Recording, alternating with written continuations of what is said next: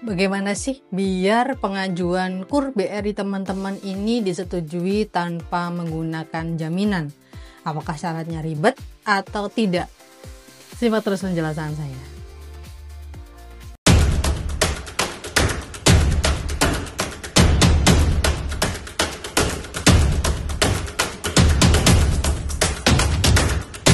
Hai semuanya, Assalamualaikum warahmatullahi wabarakatuh. Apa kabar teman-teman semuanya? Semoga teman-teman dalam keadaan sehat walafiat ya.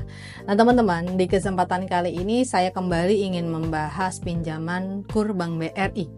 Tapi di kesempatan kali ini saya ingin membahas bagaimana jika teman-teman tidak bisa mengajukan pinjaman KUR Bank BRI.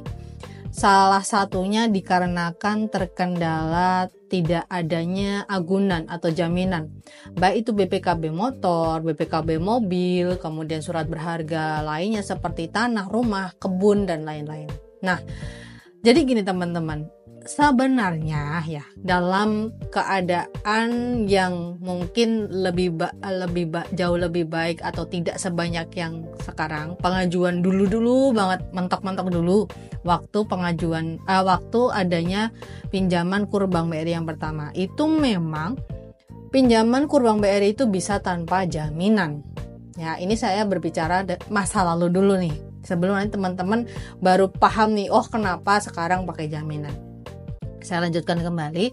Dulu itu memang BRI untuk pengajuan pinjaman KUR Bank BRI itu bisa tanpa jaminan.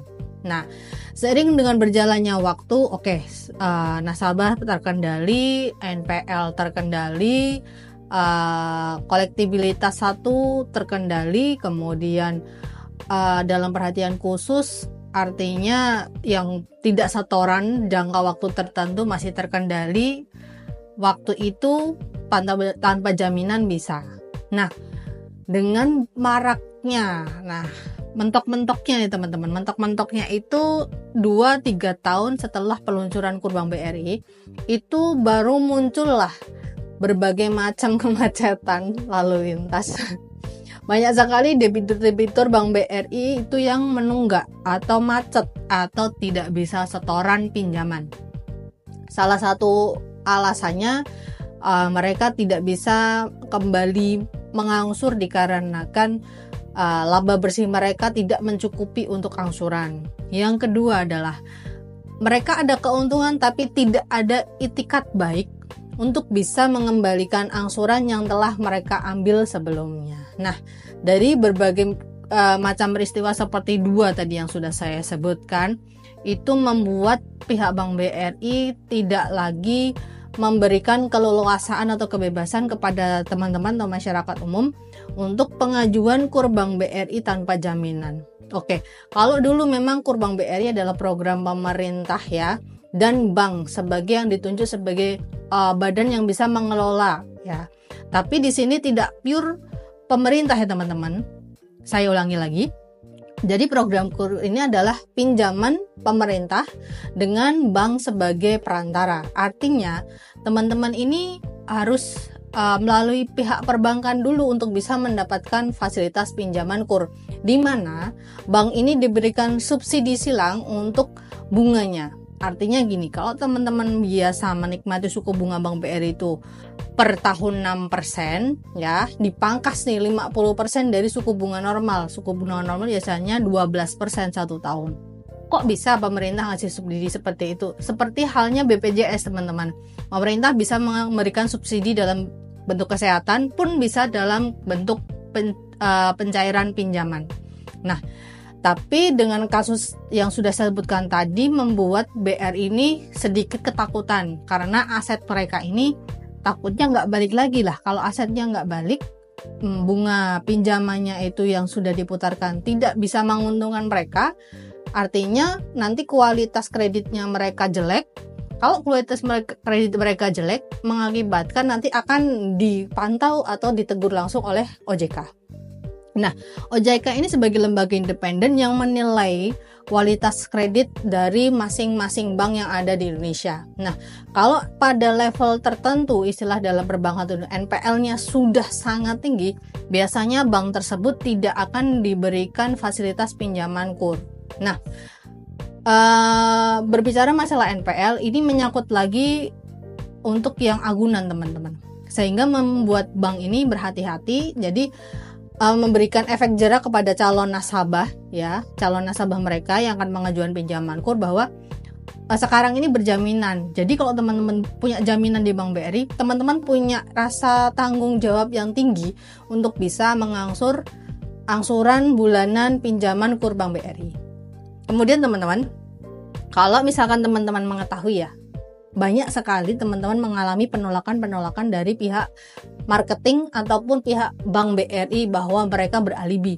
Sekarang KUR Bank BRI sudah tidak bisa dicairkan. Nah, seharusnya teman-teman ini bisa berpikir lebih jernih lagi. Banyak sekali kolom komentar saya itu dibanjiri dengan Bank BRI sekarang nggak ada KUR-nya, kuotanya habis. Padahal itu adalah salah satu bentuk panisme atau ganjaran istilah kasarnya teman-teman ya. Ganjaran untuk pihak Bank BRI, kantor unit tertentu tidak bisa menyalurkan KUR dikarenakan NPL ataupun kredit macet KUR mereka sudah sangat tinggi.